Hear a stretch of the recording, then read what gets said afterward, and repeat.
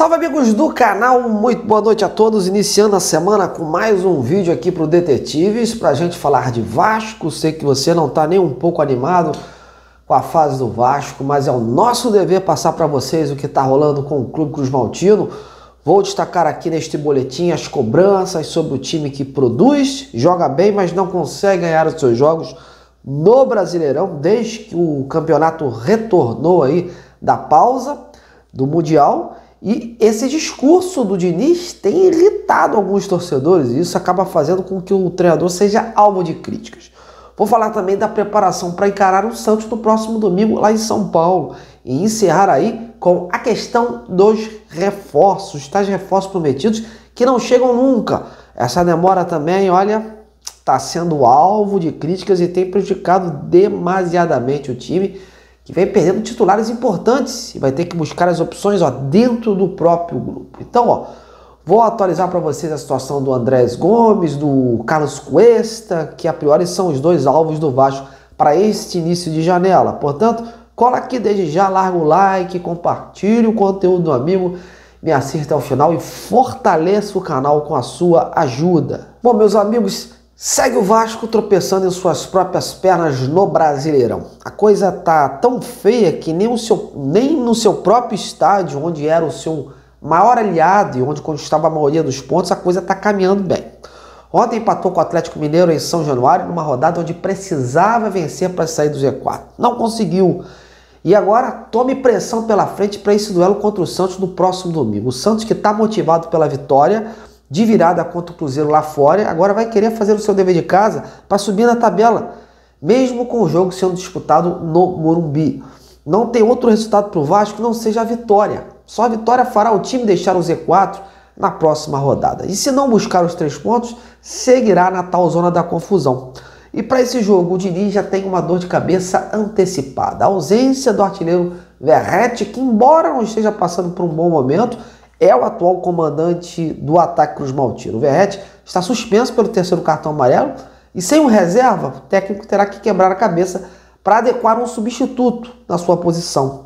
Ontem ele disse que tinha algumas alternativas e estava avaliando melhor o tema. A alternativa mais cômoda para ele seria o garoto GB, que tem características de um centroavante, já foi usado pelo próprio treinador, mas ele segue no departamento médico e é difícil a sua recuperação de imediato, ainda mais para começar jogando, né, uma partida como essa. As opções que o Diniz tem hoje nesse caso é improvisar o garoto Ryan ou até mesmo o David como falso 9. O Ryan já jogou no sub-20 nesse setor, porém com a saída dele o Diniz perderia muito em ofensividade pelo lado direito, embora tenha ali o Paulo Henrique. Tem que pensar no novo ponta ou no novo modelo de jogo, coisa que eu não acredito. Enfim, por aí você percebe as dificuldades em que o Vasco está, né, e começa esta semana. Aliás, o técnico tem sido muito cobrado pela torcida, não só por conta desse momento da equipe, como pelas últimas declarações, né? Jogo após jogo, o Diniz destaca que o time produziu para vencer, mas não conseguiu alcançar o resultado. Ou seja, para o treinador, o desempenho da equipe está bom, mas com mau aproveitamento. Então a coisa não muda, né? Algumas teimosias do próprio técnico durante a partida também tornam a situação ainda mais desgastante. Aliás, ele se defendeu ontem quando questionado sobre o tema na coletiva pós-jogo. Afirmou que a explicação para o menor número de trocas é o entendimento tático do elenco. Nem todos os jogadores, na percepção do Diniz, conseguem entender o papel e cumprir na tática proposta, que é diferente na maioria dos times do país. Ele não troca por trocar, quer dizer assim, né? Ele quer trocar com vista no que ele vê nos treinos em relação à sua proposta tática para aquele momento da partida.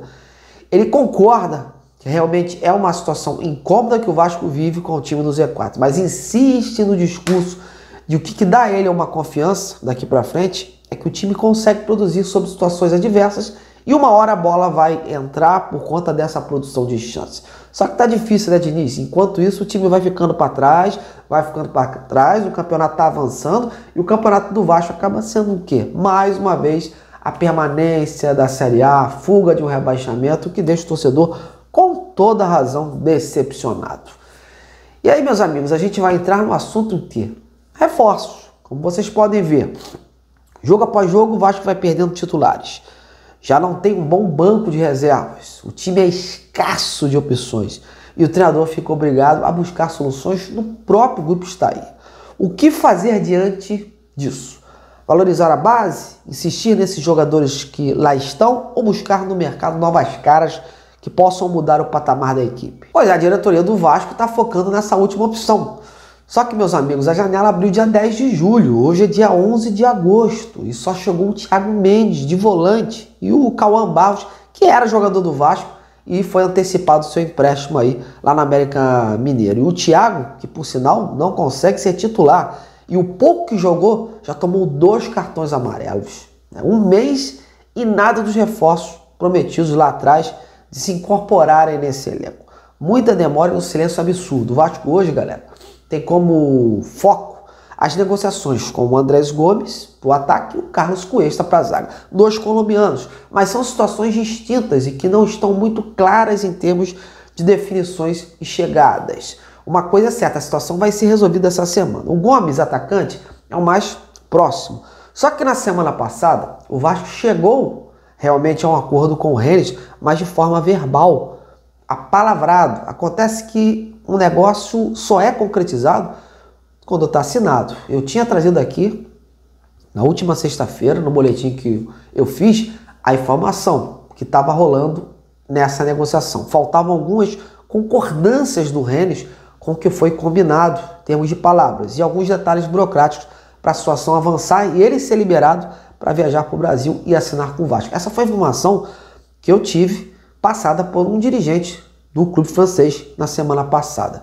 Hoje eu não tive um retorno por parte do clube, por parte desta pessoa, portanto, sem uma nova posição para passar para vocês. Mas estou correndo atrás até para saber, para atualizar, né, quando o Andrés Gomes estará chegando ao Brasil para se tornar jogador do Vasco. Uma demora absurda que prejudica o próprio time na temporada, que tem uma sequência indigesta pela frente. Em relação ao outro colombiano, Carlos Cuesta, olha que novelinha chata também, viu? Se já não bastasse essa situação do colombiano da França, ainda temos que conviver com essa novela do colombiano da Turquia. Muitas informações desencontradas do dia de hoje chegando. Ora tem proposta do Vasco e outra do Spartak, ora ele acertou com o Vasco, outra hora ele está acertado com o Spartak lá da Rússia. Aí do nada dizem que não tem proposta do Spartak na mesa, a situação não acaba. Enfim, meus amigos, a coisa é interminável. O jornalista turco que eu consultei hoje me revelou que tem sim na mesa uma proposta do Spartak, né, de Moscou, lá na mesa do Galatasaray. E que os clubes estão ainda em conversas, já que todas as propostas que chegaram até então são de empréstimo com opção de compra. Os turcos querem que as equipes se comprometam em comprar o jogador ao final do empréstimo, ou seja, uma obrigação de compra.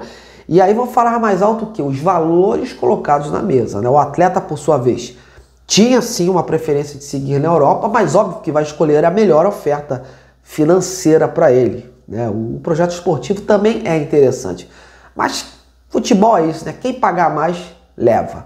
O meu receio nessa história é o Vasco ficar insistindo no jogador e, por conta da complexidade da operação, acabar não conseguindo esse atleta e aí perdendo um tempo incrível, um tempo que não podia perder. De qualquer forma, dessa semana, como eu relatei no início do boletim, não passa a definição sobre o futuro do Carlos Cuesta. As próximas horas serão fundamentais. Agora que eu estou gravando esse vídeo, é madrugada, tanto na Turquia como na França, né? Tem um fuso horário. Então, o dia de amanhã, sim, provável que tenhamos aí mais desdobramentos sobre esses assuntos. A gente espera que sejam desdobramentos finais, não só ligados ao Cuesta, como ao Andrés Gomes. Só resta o torcedor vascaíno aguardar. Bom, meus amigos, eu vou encerrando por aqui a minha participação e agora quero saber de você como vê essa demora do Vasco em trazer reforços e quem é o melhor substituto para entrar na vaga do Verratti no próximo domingo. Então, comente e participe. Tô indo, um grande abraço e até amanhã.